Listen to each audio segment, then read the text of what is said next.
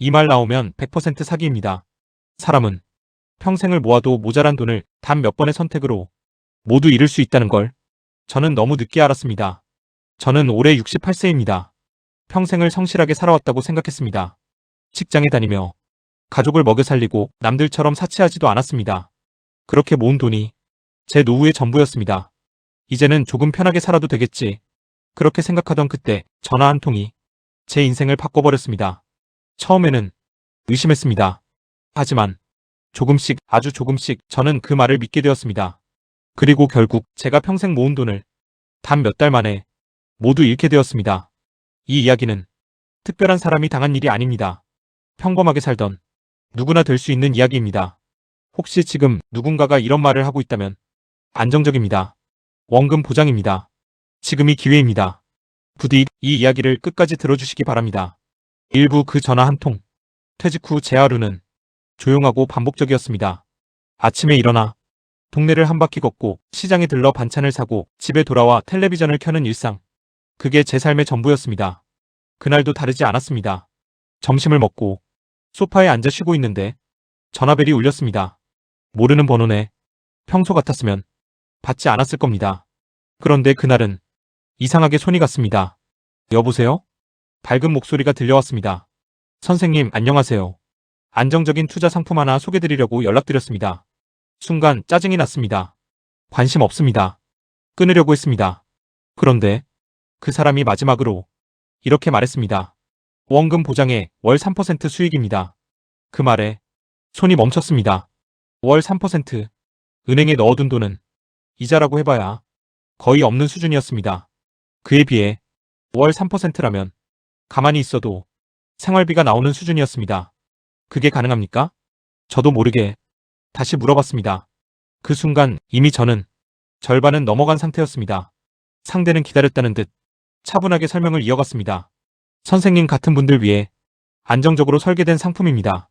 그 말은 이상하게도 마음을 놓이게 했습니다.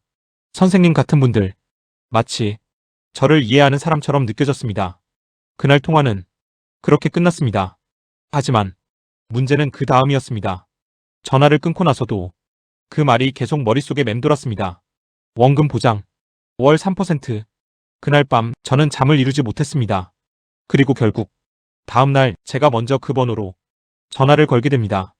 그 선택이 제 인생을 완전히 바꿔버릴 줄은 그때는 전혀 알지 못했습니다.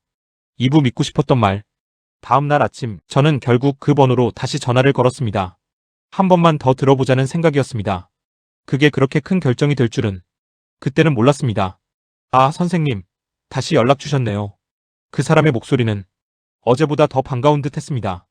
그날부터 설명이 시작됐습니다. 이건 일반 투자 상품이 아닙니다. 기관 자금이 함께 움직이는 구조입니다. 그래서 안정적입니다. 솔직히 말씀드리면 무슨 말인지 다 이해되진 않았습니다. 하지만 중요한 건 내용이 아니라 느낌이었습니다. 믿어도 될 것 같다. 그 감정이 조금씩 커지고 있었습니다. 그는 계속해서 자료를 보내주었습니다.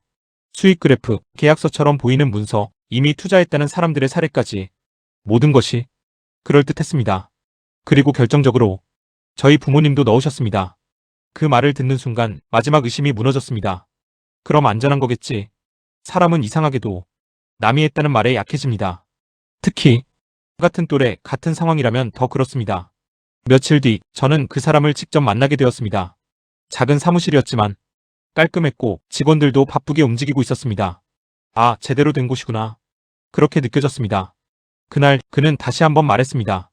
선생님, 지금이 기회입니다. 조금만 늦으시면 이 조건은 끝납니다. 그 말이 제 마음을 흔들었습니다. 지금 아니면 놓친다.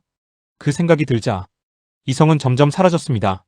집으로 돌아오는 길 머릿속은 복잡했습니다. 해야 하나, 안 해야 하나. 하지만 이미 답은 정해져 있었습니다. 저는 사실 확신해서 결정한 게 아니라 놓치기 싫어서 결정한 것이었습니다. 그 차이를 그때는 몰랐습니다. 3부 처음 들어온 돈. 며칠을 고민한 끝에 저는 결국 결정을 내렸습니다.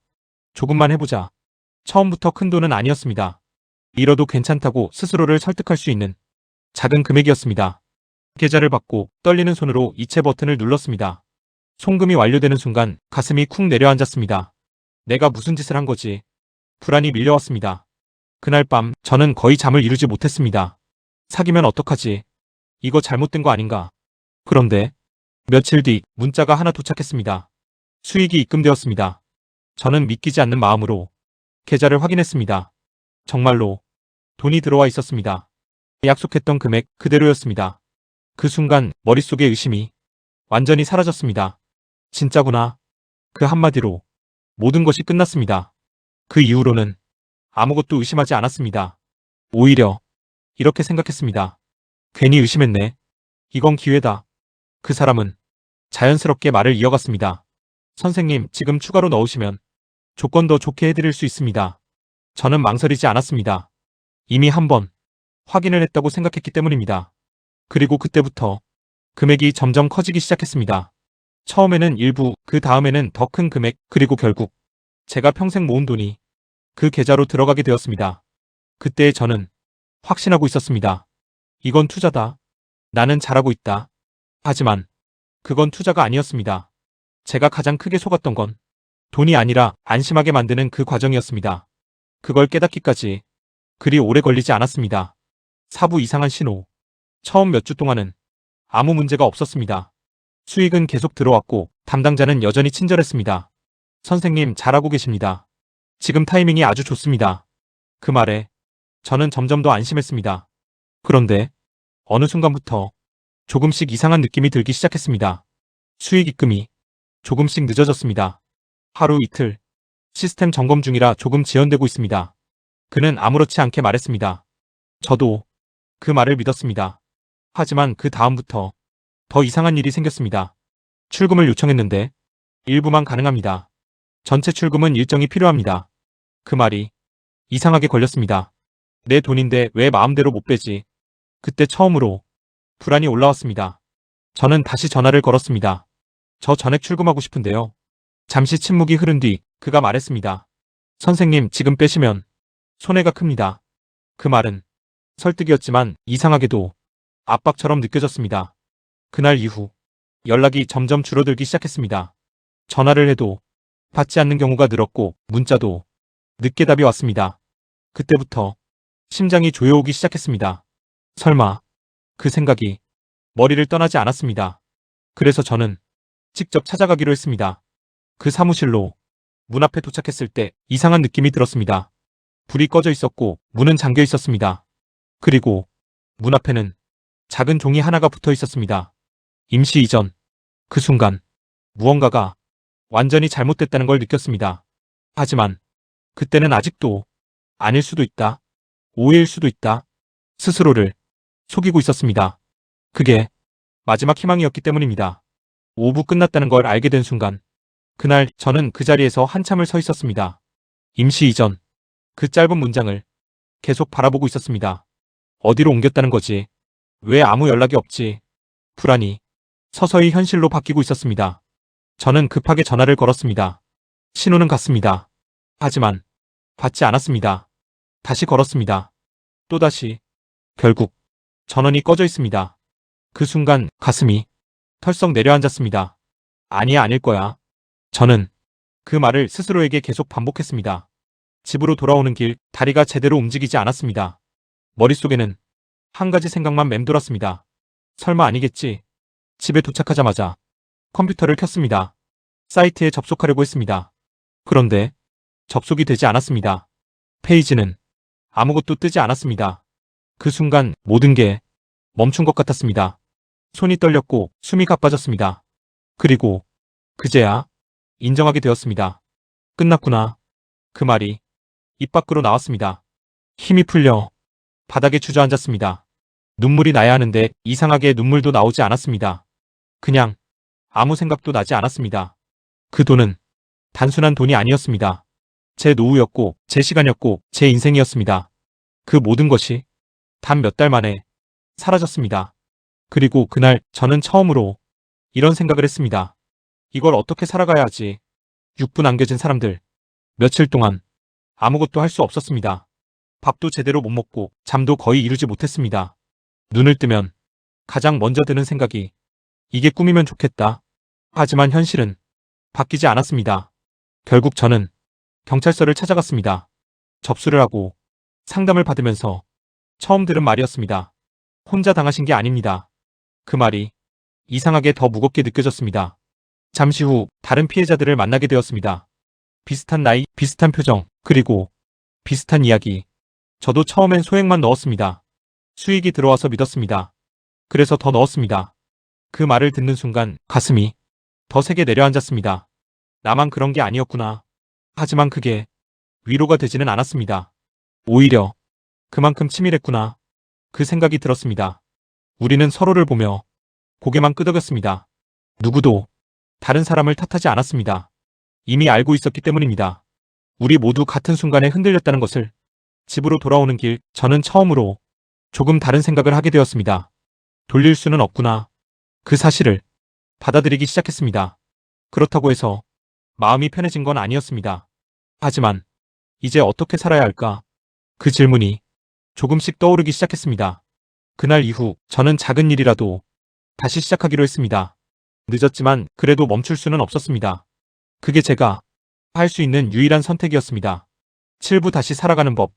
그 일을 겪은 뒤 제 삶은 완전히 달라졌습니다. 아침에 눈을 뜨면 가장 먼저 드는 생각이 바뀌었습니다. 예전에는 오늘은 뭘 하며 지낼까였다면 이제는 오늘도 버텨야 한다였습니다. 저는 다시 일을 시작했습니다. 작은 일입니다. 누군가는 지나칠 수 있는 일, 누군가는 힘들다고 피하는 일. 하지만 저에게는 그 일이 전부였습니다. 처음에는 몸보다 마음이 더 힘들었습니다. 내가 왜 여기까지 왔을까? 그때 왜 그런 선택을 했을까? 그 생각이 하루에도 몇 번씩 저를 무너뜨렸습니다. 하지만 어느 순간부터 조금씩 달라지기 시작했습니다. 일을 마치고 돌아오는 길, 작게나마 오늘도 버텼다는 생각이 들었습니다. 그게 쌓이면서 하루가 되고 일주일이 되고 한 달이 되었습니다. 저는 그제야 깨달았습니다. 인생은 무너질 수 있지만 다시 살아갈 수는 있다는 것을. 돈은 돌아오지 않았습니다. 하지만 제가 완전히 끝난 것은 아니었습니다. 지금도 여전히 힘든 날이 많습니다. 하지만 이제는 이렇게 생각하려고 합니다.